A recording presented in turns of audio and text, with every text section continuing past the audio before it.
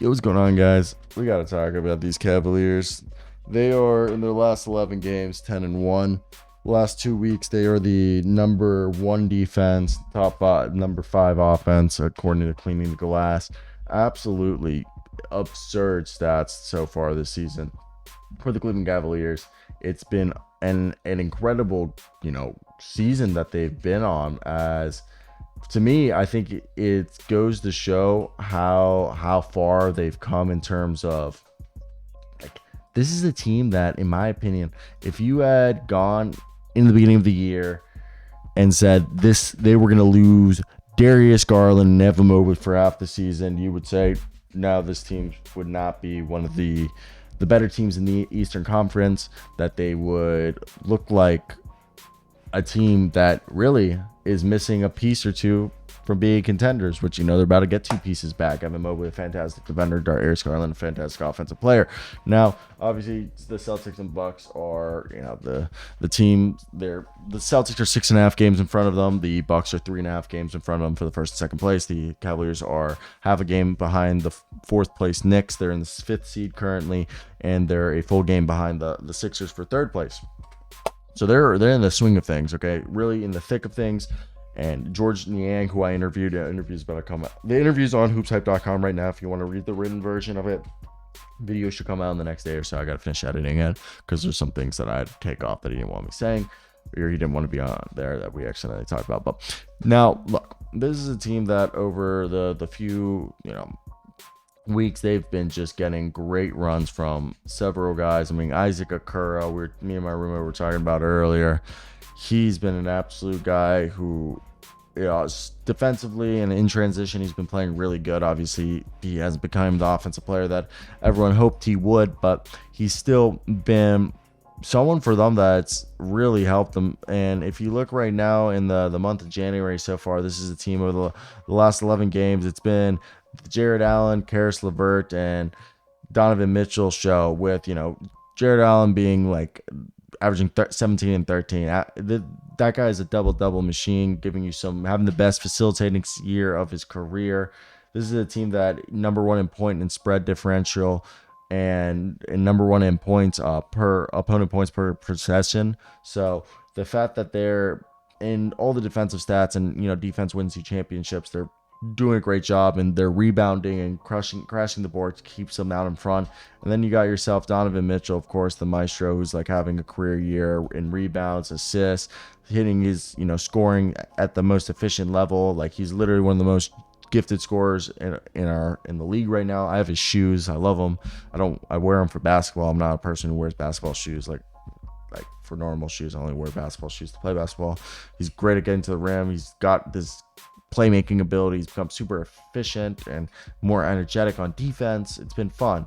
And then you got yourself Karis LeVert, who, Karis LeVert's always been a guy who has been a really good second unit player who can do a little bit of everything. And this season he is shooting 34% from three for his career. He's a 34% career shooter, but he's a guy who can put the ball on the deck, get through, the defenses with his dribble, pull up, great, change of direction and change of pace type guy. Really good for this team. And you got Sam Merrill, who's like averaging 14 points a night. So is George Niang. Both of them are just, you can't freaking mess with them, okay? And George is grabbing like 4 rebounds a night. Then you got Max Strus, who has fallen back down to earth this season. On the season, he has averaging 13 points a night, but he's fallen down to earth, averaging 9.5 this month. And Okoro is just being absolutely super efficient this month.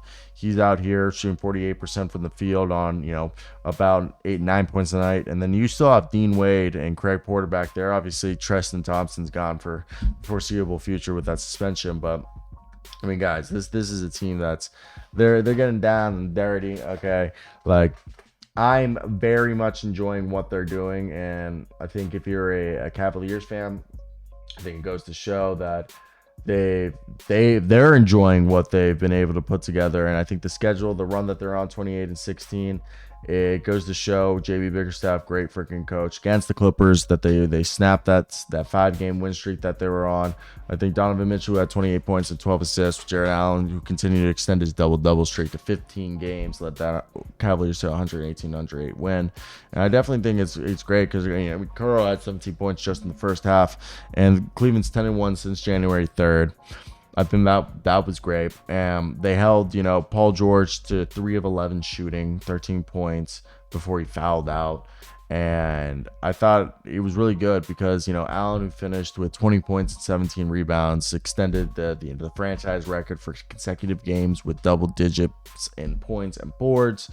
The Cavs obviously need Allen to step up his game with Evan Mobley, who's been out with a knee injury, and the affable center obviously has done a great job of that. And it's been great because right here, this is a team that now Cleveland's finally getting close to full strength. Mobley played his first time since undergoing left knee surgery on December 18th. He finished with 10 points and 9 rebounds. And Cleveland's plan to initially limit his time until he works himself back into game shape is smart. And Evan Mobley this season, obviously, he hasn't progressed offensively how we'd all liked him to be. But I think, he's still showing that he's a good player. He has a spot. Defensively, he's borderline all defense, and he's fun to watch. But all in all, he's a guy that his presence was felt there in the paint. And Darius Garland's going to be back, I think they're saying Wednesday night. And Mobley's obviously, he showed moments of rust. He showed some good moments where he was able to grab a rebound and go coast to coast.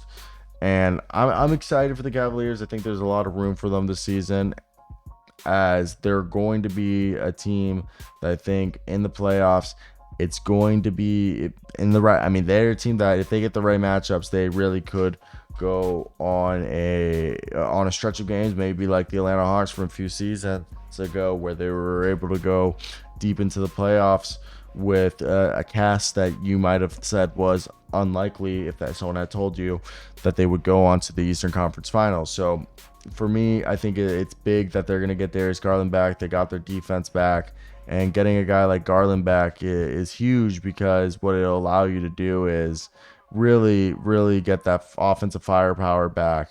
But yeah, having Mobley back, who underwent arthroscopic left knee surgery, it was huge. And I think everybody in the NBA is just excited to see this Cleveland Cavaliers team look real good. And I think they're doing a good job of putting the squad together and putting themselves, in a position to succeed. So I think the Cleveland Cavaliers are looking really good. And if you're a Cavaliers fan, I would definitely say it's a great time to be a fan of this team, because you guys also have a bunch of cap flexibility that I don't think you guys should be worried about being put in a pigeonhole and not being able to get out of it. So I think it's really good. Let me hear your thoughts down below.